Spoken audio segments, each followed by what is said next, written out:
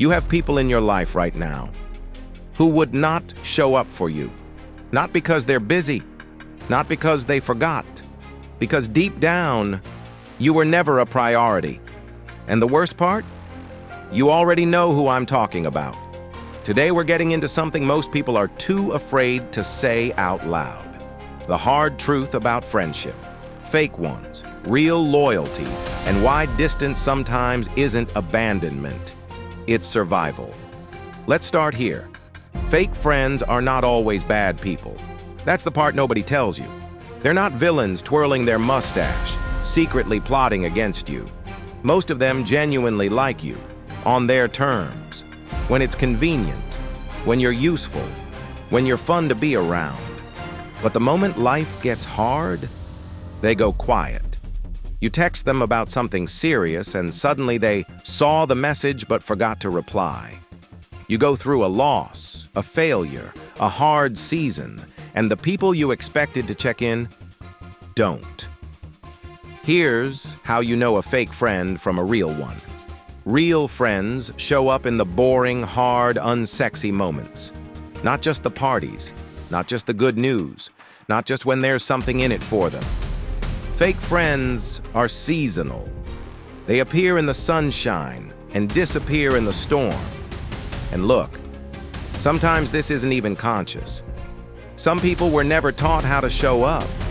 Some people are so wrapped up in their own world, they genuinely don't notice they're not showing up for you. But here's the question that matters. Does the pattern change when you address it? If you bring it up and nothing shifts, that's your answer. Now let's talk about the signs. Because most of us don't suddenly realize a friend is fake. We slowly ignore the evidence until it becomes impossible to deny. The first sign, the friendship only flows one direction. You check in on them. You remember their important days. You hype them up.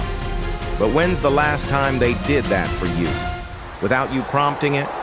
The second sign, they celebrate your struggles more than your wins. Pay attention to this one. A fake friend gets uncomfortable when you succeed. They go quiet, change the subject, or give backhanded compliments. But when things go wrong for you, suddenly they're very engaged, very sympathetic, very present. That's not friendship. That's an ego that needs to feel better than you. The third sign, your secrets aren't safe with them. If you've ever found out your personal business made its way around a group, you already know which door it walked out of. The fourth sign, you feel drained after spending time with them. Real friends leave you feeling energized, seen, and understood. Fake friends leave you feeling like you just performed for an audience that doesn't even really see you. And I want to say this gently. Noticing these signs doesn't make you paranoid. It makes you aware. Loyalty is one of the most misunderstood words in friendship. Some people think loyalty means always taking your side, that a loyal friend defends you no matter what, agrees with everything you do, and never challenges you. That's not loyalty. That's a yes man. Real loyalty looks like this. A real friend tells you the truth when you're wrong. Not to make themselves look smart, but because they care about where you end up. A real friend doesn't talk about you behind your back, but they will challenge you to your face. A real friend keeps your name clean in rooms you're not in. Loyalty isn't blind. Loyalty is rooted. It means, I'm not going anywhere when things get complicated, but I'm also not going to lie to you just to keep the peace. You know what's rare? Someone who will be honest with you and still choose you. Someone who disagrees with your decision, tells you why, and then still has your back. That kind of friend? Hold on to them with everything you have. Because most people will either tell you what you want to hear, or quietly judge you. Very few will do the hard work of being real with you. Now let's talk about distance, because I think this is the part that messes with people's heads the most. Sometimes friendships fade. People drift. And we're trained to feel like that's a failure. But what if it's not? What if some distance is necessary? Not every friendship was meant to be permanent. Some people come into your life for a chapter, not the whole book. They teach you something, or you teach them something, and then the season changes. That doesn't erase what was real. It just means life moved. But then there's the other kind of distance, the kind you create, on purpose. Because you recognized that a friendship was costing you more than it was giving. And let me tell you something. Cutting off a toxic friendship is one of the bravest, most self-respecting things you can do.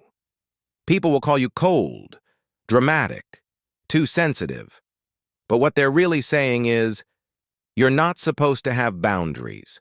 You're supposed to keep accepting whatever we give you. No.